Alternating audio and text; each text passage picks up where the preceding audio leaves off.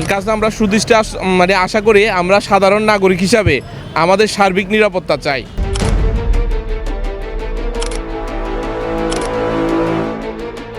মোহাম্মদ রফিক আহমদ প্রতিদিনের মতোই চট্টগ্রামে নিউ মার্কেট এলাকায় কেনাকাটা শেষে বাসে করে বাড়ি ফিরছিলেন তিনি। কেনাকাটার ব্যাগ হাতে নিয়ে বাসে উঠেই হঠাৎ পরিচিত একজনের ফোন কল আসে। কি কেনা হলো সে বিষয়ে কথা বলতে বলতে তিনি মোবাইল ফোনটি কানে ধরেছিলেন। ঠিক সেই মুহূর্তেই ঘটে যায় অনাকাঙ্ক্ষিত ঘটনা। বাস চলন্ত অবস্থায় জানালার পাশ থেকে সুযোগ বুঝে এক দুষ্কৃতকারী এক টানে ছিনিয়ে নেয় তার শখের মোবাইল ফোনটি। কিছু বুঝে ওঠার আগেই ছিনতাইকারী জনতার ভিড়ে মিলিয়ে যায়।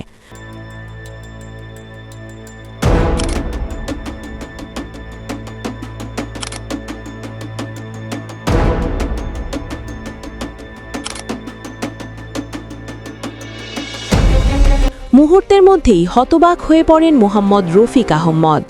চিৎকার করেও তৎক্ষণাৎ কোনো সহায়তা পাননি তিনি। এই ধরনের ঘটনা এখন চট্টগ্রামের নিউ মার্কেট এলাকায় প্রায় নিত্যদিনের চিত্র হয়ে দাঁড়িয়েছে। স্থানীয়দের অভিযোগ, শপিং শেষ করে বাসে ওঠার সময় কিংবা ভিড়ের মধ্যে মোবাইল ফোন ব্যবহার করলেই চোরচক্র সক্রিয় হয়ে ওঠে। বিশেষ করে বাসের জানালা, সিএনজি ও রিকশার আশপাশকে টার্গেট করে তারা দ্রুত ছিনতাই করে পালিয়ে যায়। একদম সাধারণ নাগরিক হিসাবে আমাদেরকে সর্বপ্রথম নিজেরা সচেতন থাকতে হবে। আর প্রশাসনের কাছে আমরা সুদৃষ্টি আশা করি আমরা সাধারণ নাগরিক হিসাবে আমাদের সার্বিক নিরাপত্তা চাই। যাতে এই ধরনের টোকাই, চোর, বাটপার প্রবণতাটা বেশি গেছে, এটা আমরা প্রশাসনের দৃষ্টি আকর্ষণ করছি। এটা আমার পক্ষে উভয়েরই, কারণ আমরা যদি সচেতন থাকি তাহলে এটা হতো না। আর পুলিশরাও যদি একটু পক্ষে সচেতন থাকতো, সবসময় এটার প্রতি খেয়াল রাখতো, তাহলে হতো না এটা।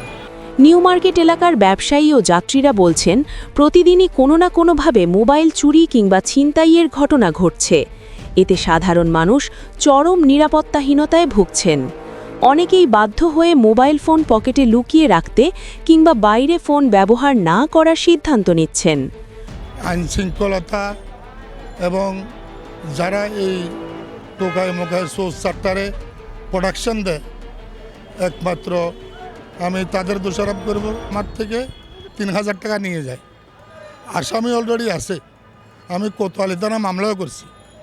পুলিশ ভেরিফিকেশনে যাই বলতেছে টোকায় নিয়ে ফেলছে, এটা কে ফেলছে, এটা আপনার করণীয় কিছু নাই। সচেতন মহলের মতে এই পরিস্থিতি নিয়ন্ত্রণে আনতে ব্যক্তিগত সতর্কতার পাশাপাশি প্রশাসনের কার্যকর ভূমিকা অত্যন্ত জরুরি। বাস স্ট্যান্ড ও নিউ মার্কেট এলাকায় নিয়মিত টহল, সিসিটিভি ক্যামেরার কার্যকর ব্যবহার এবং চোরচক্র শনাক্ত করে দ্রুত আইনগত ব্যবস্থা নিলে এ ধরনের ঘটনা অনেকটাই কমে আসবে। এদিকে পুলিশের পক্ষ থেকে সাধারণ যাত্রীদের প্রতি আহ্বান জানানো হয়েছে, চলন্ত বাস বা ভিড়ের মধ্যে মোবাইল ফোন ব্যবহার থেকে বিরত থাকা, জানালার পাশে দাঁড়িয়ে ফোনে কথা না বলা এবং সন্দেহজনক কিছু চোখে পড়লে দ্রুত আইন শৃঙ্খলা বাহিনীকে অবহিত করার জন্য। Desk news, Chittagong.